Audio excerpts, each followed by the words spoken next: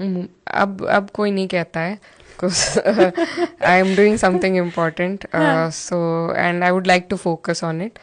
तो ठीक है, when if it has to happen, it will happen in its own time.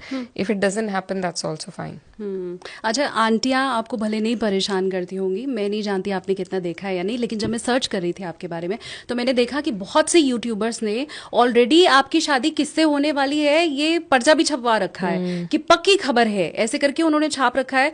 मैंने देखा इमरान प्रतापगढ़ी जी के साथ, तो कुछ मैसेज आप देना चाहेंगे उन यूट्यूबर्स को जो कुछ भी चला रहे हैं? मैं आपके माध्यम से थैंक यू, आपके माध्यम से मैं सबको ये कहना चाहती हूँ कि इन बातों में बिल्कुल कोई सच्चाई नहीं है और ऐसी गलत अफवाह किसी भी व्यक्ति के लिए, किसी लड़की के लिए चलाना बहुत गलत है और मुझे बहुत अफसोस होता है वो देखकर और मैं सबसे गुजारिश करना चाहूँगी कि ऐसी वीडियो बनाना बंद कर दें और मुझे बहुत तकलीफ होती है इनसे और मेरे परिवार को भी। एंड आई एम श्योर कि जब इकरा जी ने खुद ये कह दिया है कि उन्हें तकलीफ होती है तो अब सुधर जाने का वक्त है और आई एम श्योर, और मैं पूरे फुल सपोर्ट में हूँ। एक लड़की होने के नाते भी मैं समझ सकती हूँ कि जब इस तरह की अफवाह उड़ाई जाती है और आपके काम की जगह इन चीज़ों को तरजीह दी जाती है तो आपको बहुत बुरा लगता है। अब मुद्दे की बात, जैसा आपने कहा भी था, लॉ स्टूडेंट आप रही हैं और भारत में एक नहीं कई कानूनों को लेके इस वक्त बहुत बहस छिड़ी हुई है,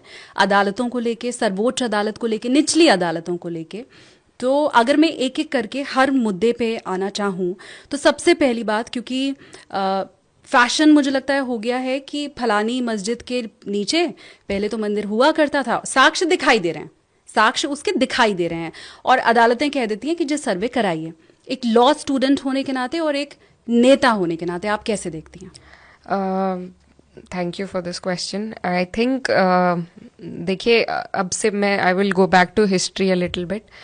ऐसे हमारे समाज में चीज़ें दर्शाई जाती हैं कि जो हिस्टोरिकल रॉन्ग है उसको करेक्ट किया जा रहा है। जो मुगलों के शासन में जो हुआ, अंग्रेज़ों के शासन में जो हुआ, तो उसका बदल अब किया जा रहा है भाजपा की सरकार द्वारा।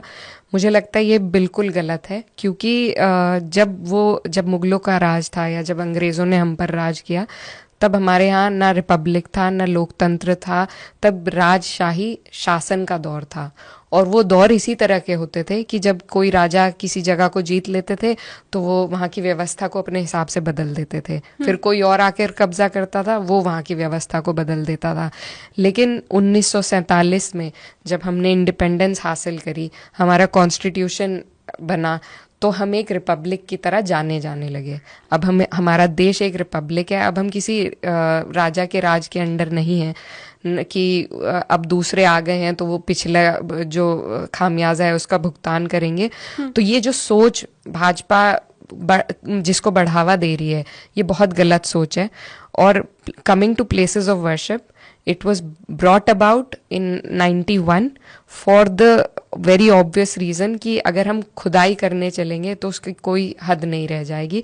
आप और नीचे खोदेंगे तो आपको मौर्य डायनेस्टी के भी मंदिर मिलेंगे, आप और नीचे जाएंगे तो आपको मोहनजोदारो, हड़प्पा तक आप चले जाएंगे।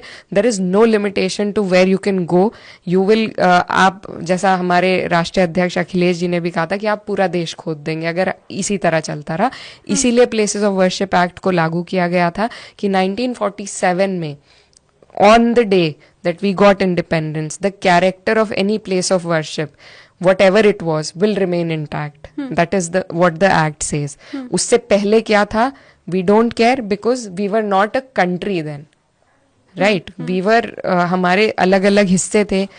1947 में भी हैदराबाद में निज़ामों का राज था, कश्मीर में किसी और का राज था, इन सबको जोड़ के हिंदुस्तान बना था। तो जहाँ जो था उससे हमें 1947 से पहले कोई मतलब नहीं है। 1947 में हमारे देश जन्मा, हमारा संविधान आया, उस दौरान उस दिन जो जिसका कैरेक्टर था वो वही रहेगा और आगे भी जो सरकारें आएंगी उन्हें उसका पालन करना चाहिए।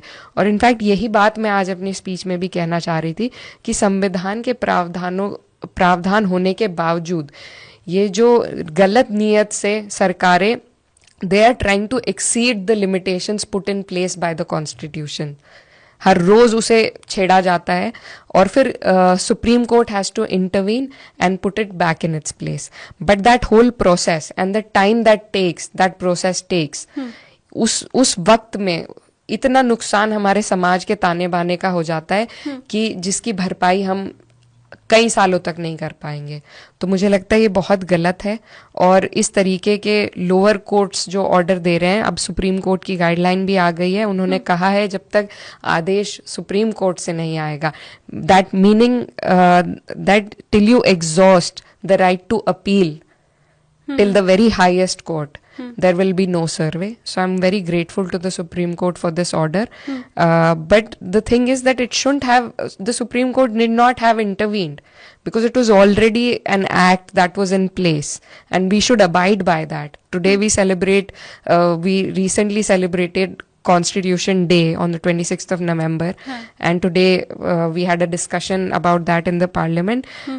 पर हम रोज तो उसको का उल्लंघन कर रहे हैं, रोज उसकी धज्जियां उड़ा रहे हैं। तो ये कोई दिवस के तौर पर मनाने से नहीं बात बनेगी, आपको उसके मूल्यों को पहचानना होगा, उन्हें कबूल करना होगा और उनका पालन करना होगा। एक तर्क इसमें ये भी दिया जाता है, मैं चाहती हूँ आप जो वक्फ बिल है उस पर भी अपनी राय इसी के साथ ही जाहिर कर दें, क्योंकि वही चीज़ है, लॉ स्टूडेंट भी और एक नेता के तौर पे भी।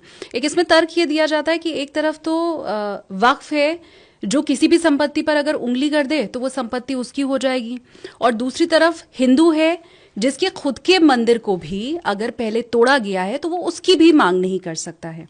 तो ये दो तरफ दो अलग अलग शक्तियां दी गई हैं, और अब उन शक्तियों को वापस लेने का वक्त है। देखिए, वक्फ, आपको लगता है कि हमारा देश उस तर्ज पर है जहां मुसलमान कह देगा ये मेरी संपत्ति और उसको मिल जाएगी?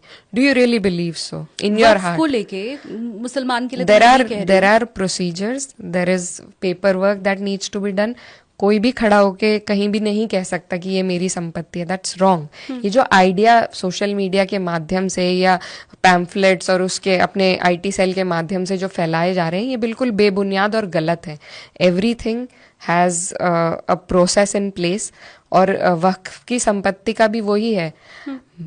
हमारी आपत्ति इस बिल से ये है, मैं एक मिनट बस रोक रही हूँ आपको बीच में, वो यही कहने की कोशिश कर रहे हैं, जैसा आपने कहा कि वक्फ किसी भी जमीन पर हाथ रख देगा तो वो उसकी नहीं हो जाएगी, एक प्रॉपर प्रोसेस के थ्रू उसे गुजरना पड़ता है। वो भी यही कह रहे हैं कि हम किसी भी मस्जिद पर हाथ रख देंगे तो वो मंदिर नहीं हो जाएगा, एक प्रॉपर प्रोसीजर के थ्रू उसे गुजरना पड़ेगा, और बस जैसे ही होगा उसके बाद दूध का दूध पानी का पानी हो जाएगा। वो यही कहने की कोशिश कर रहे हैं। Ma'am, that's why the places of worships act was brought in place. क्योंकि अगर आप मान लीजिए मस्जिद के नीचे आपको मंदिर मिल गया, ठीक है, मंदिर के नीचे आपको बौद्ध मंदिर मिलेगा, फिर आप क्या करेंगे? उसके नीचे आपको और पुरानी सिविलाइजेशन का कुछ मिलेगा, then where do we stop? Where do we put a stop to it? You have to put a stop somewhere. It's not that कि आप रोज खुदाई, फिर तो आप सबकी मानते जाइए और रोज खुदाई करते जाइए, कोई बात नहीं। And we have to come to a place where the friction ends, where this issue gets resolved. आप रोजाना यही मुद्दे उठा रहे हैं, आप आज मस्जिदों की बात कर रहे हैं, कल वक्फ की बात, आपके पास और कोई मुद्दे नहीं है क्या? हमारे देश में अर्थव्यवस्था बहुत अच्छी चल रही है क्या? गरीबों को, किसानों को, मजदूरों को उनके अधिकार मिल रहे हैं कि हम इन्हीं मुद्दों पे उलझ रहे हैं? Why does the government only want to instigate such issues? Why not bring about a minimum wage bill? Why not talk about the laborers movement? Why not talk about farmers? Why not talk about women? Are we all satisfied with the positions we have in the society? I don't think so. But because it fans their agenda, it promotes their agenda, that's why they will bring about only the issues that will hurt at the sentiments of the minority of this country. And I totally am against अगर उन्हें वो agenda suit कर रहा है तो ये क्यों ना माना जाए कि क्या पता विपक्ष को भी ये एजेंडा सूट कर रहा हो कि अल्पसंख्यकों का वोट क्योंकि उनके पास तो है नहीं, तो क्या पता हमारे पास तो सारा आ जाएगा, इसीलिए वो इन मुद्दों पर मुखर नहीं होते हैं। इसलिए वो धर्मनिरपेक्ष वक्फ को लेके या नहीं, उनके समर्थन में नहीं है। मेरा कहने का ये मकसद है, जो मैंने शुरू में भी आपको कहा था इकरा जी, कि तुष्टीकरण का आरोप दोनों तरफ है। बीजेपी को ये कहा जाता है कि वो हिंदुओं का वोट लेने के लिए करती है, समाजवादी पार्टी के लिए तो शुरू से ये कहा जाता रहा है कि मुस्लिमों का, यादवों का वोट बैंक हासिल करने के लिए हमेशा से उनकी राजनीति रही है। तो तुष्टीकरण का आरोप तो दोनों तरफ लगा है। But ma'am, like I already specified to you, ठीक है, हर पार्टी सिवाय भाजपा के, I will put it very clearly for you, सिवाय भाजपा के हर समाज का वोट लेने की कोशिश करती है।